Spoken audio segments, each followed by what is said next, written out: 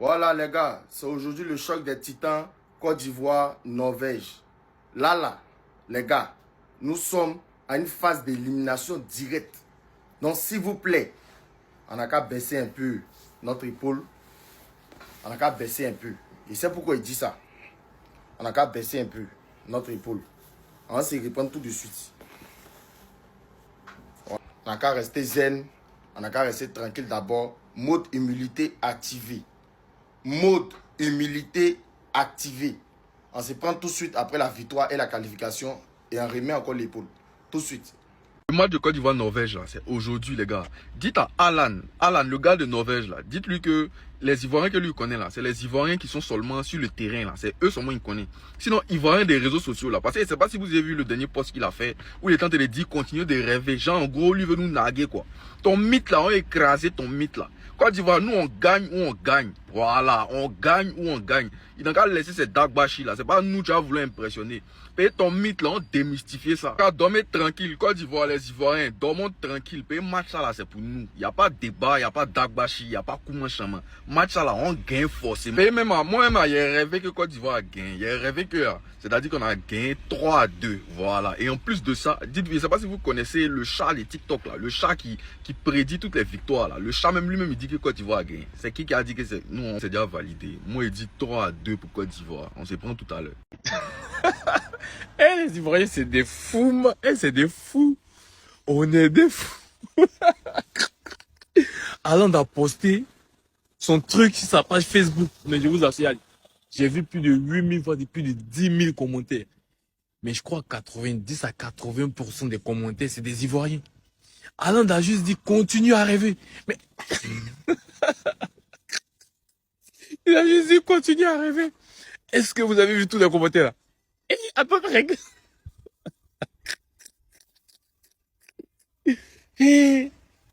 Non, mais c'est incroyable. On peut partir harceler quelqu'un sur sa page comme ça. C'est quel même ça là? Non, mais vous êtes grave, non. En fait, moi-même, je suis là, je suis étonné, je suis choqué. On peut pas. J'ai dit les commentaires là depuis. Depuis, j'ai lu les commentaires là. J'ai dit, mais les Ivoiriens, non. Je suis trop fier d'être Ivoirien. Erling Haaland provoque la colère des Ivoiriens. Et moi, dans mes souvenirs, j'avais appris que les Ivoiriens n'avaient peur de rien du tout dans ce monde. Donc Haaland qui a pris Eladji Malick Diouf comme un bébé face au Sénégal. Après ses séances d'entraînement dans cette Coupe du Monde, il ne poste que des photos effrayantes. Son seul but, c'est de terrifier ses adversaires. Donc voilà la photo qu'il a postée sur ses réseaux sociaux. Norvège, Côte d'Ivoire. Donc la date et tout. Figurez-vous que la photo a fait 32 000 likes, 4 000 commentaires. Et ça, c'est pour l'instant. Sans oublier également les 1000 partages. Figurez-vous que dans ces 4 000 commentaires-là, il n'y a que des Ivoiriens. À travers cette photo, Erling Haaland est en train de prendre un pressing, mais de malade de la part des Ivoiriens. Il y en a qui disent, si on t'a raté, c'est que c'est Bra qui a quitté. Il y en a également qui disent qu'Erling Haaland serait un bouteille. Eric qui dit... Ce commentaire me fume. Toi, tu penses que t'es viking. Nous sommes à Vikam. Il y en a qui disent, si tu vois 8e de finale, c'est que tu dors. Ce commentaire d'Eric qui fait 100 likes pour le moment. Quelqu'un d'autre qui dit également, façon dont Singo va respirer dans Dola, tu vas pas croire. Sauf que, est-ce que Singo sera là ce jour-là? Mes Ivoiriens, calmez-vous. Restez assis, ça va bien se passer. Les choses sérieuses commencent maintenant. Côte d'Ivoire, Norvège, franchement, c'est du 50-50. La Norvège n'est pas au-dessus de la Côte d'Ivoire. La Côte d'Ivoire n'est pas au-dessus de la Norvège. La différence va se faire dans le réalisme et la concentration. Si la Côte d'Ivoire reproduit le même match comme face à l'Allemagne, si tu n'es pas clinique devant les buts, si tu manques de concentration, et bah l'ascension tu vas la voir directement parce que cette équipe de la Norvège c'est du très très haut niveau. Erling Haaland, même les joueurs de Bodo Glimt qu'il y a dans cette équipe de la Norvège, c'est du très très haut niveau. On l'a vu en Ligue des Champions. Franchement, la Côte d'Ivoire a toutes ses chances pour pouvoir battre cette équipe de Norvège. Je pense que défensivement, il y a des failles dans cette équipe de la Norvège. On l'a vu face au Sénégal défensivement, c'est limité les gars, mais il va falloir hausser le niveau de jeu au milieu de terrain. Il va falloir que les cadres haussent le niveau de jeu. Il va falloir être tueur devant parce que il suffit d'une seule erreur, une petite erreur. Erling Haaland, il n'a pas besoin de 18 occasions les gars, il va la mettre au fond. On sait le défaut des équipes africaines, c'est la concentration les gars, notamment en fin de partie, et j'espère que les Ivoiriens seront concentrés pour ce match parce qu'il faudra pas faire les mêmes erreurs que face à l'Allemagne. Mais je vais en bloquer Mbappé et Olysée. Et puis moi, il y a un peu d'Haaland et Solot. On est chez le fou quoi. Pour la première fois de notre histoire, on est sorti des poules d'une Coupe du Monde. Bien évidemment, on a célébré, on a chanté, on a félicité les joueurs, on a félicité le coach, on a félicité tout le monde. Oui. Mais maintenant, là, la fête est finie. On va parler football maintenant. Parce que là, notre but là, c'est pas de sortir des poules, ni de jouer seulement les 16e. Notre but là, c'est de gagner la Coupe du Monde. Oui. Et encore une fois, je vais le répéter. La Côte d'Ivoire n'a pas un problème de talent. La Côte d'Ivoire n'a pas un problème de niveau. La Côte d'Ivoire a un problème de détails. Et comme le disait Alex Ferguson, le football est un jeu où les détails décident de tout. Et contre Allemagne, nous avons payé ça cash. Donc maintenant là, l'objectif de Faye là, c'est de corriger ces détails là avant mardi. Mais avant de continuer là, les gens de Paris, vous n'allez pas me dire que vous allez encore regarder ces matchs à la maison. Bon, tu as regardé le premier match à la maison, le second match à la maison, le troisième match à la maison. 16e de finale encore historique, là, tu as regardé ça à la maison. Donc évidemment, pour ces matchs, j'organise encore une fan zone. Et comme pour ces matchs, c'est mardi 19h, on sait que les gens travaillent, ça va au cours. Et donc c'est un peu délicat. Nous avons délocalisé la fan zone même dans Paris, à Châtelet. Vous savez que c'est le centre même de Paris qui est là. Comme ça, tu regardes le match sans stress et puis tu sais que là, à tout moment, là, tu peux rentrer chez toi parce que tu es à 1 minute de tous les transports. Et donc, la dernière fois, vous êtes venus nombreux, la preuve.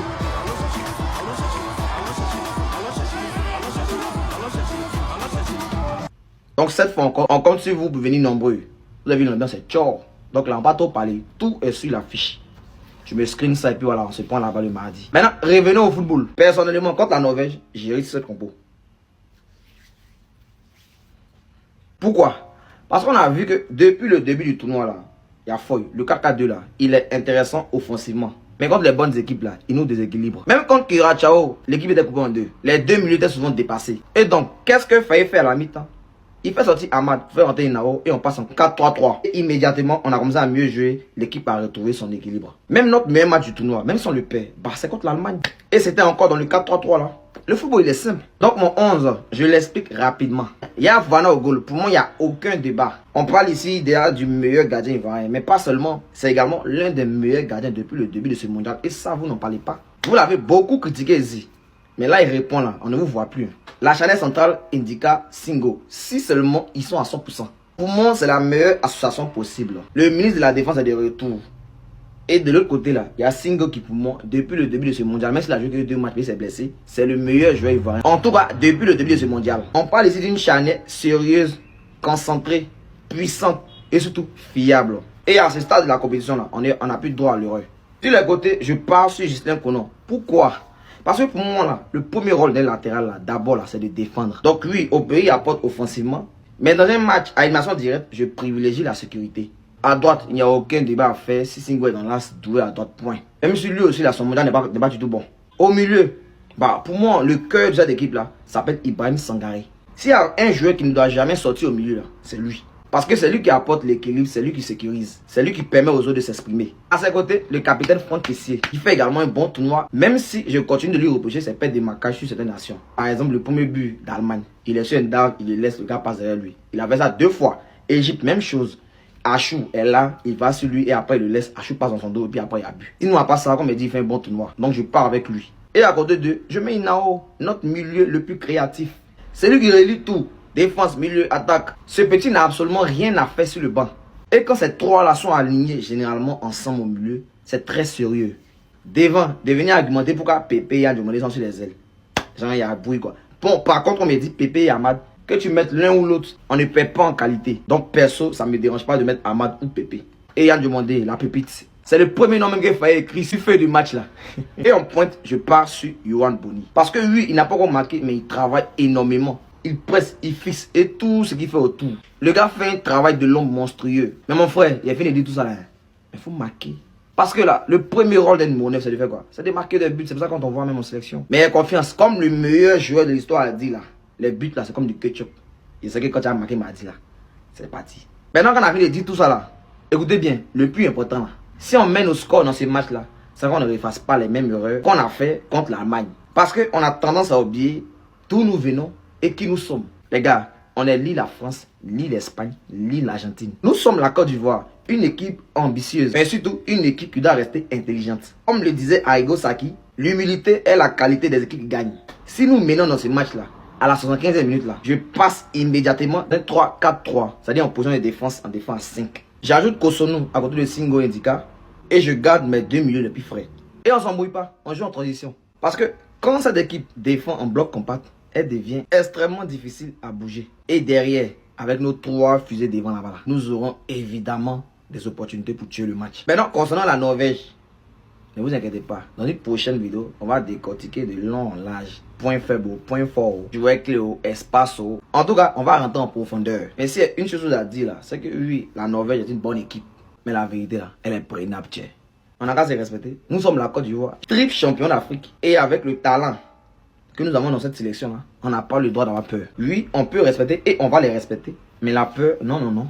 Donc les gars, vous connaissez, c'était Kozachi de construire les bêtises qu'on voit à longueur de journée. Il y a bruit, il y a jamais un bruit. Donc les gars, vous connaissez, rendez-vous le mardi déjà à Châtelet à partir de 19h. Tout est sur l'affiche. On se prend là-bas pour regarder tous ensemble le match des éléphants. Et on fait ça propre, il n'y a jamais un bruit. C'est toujours une fois qu'on a bougé.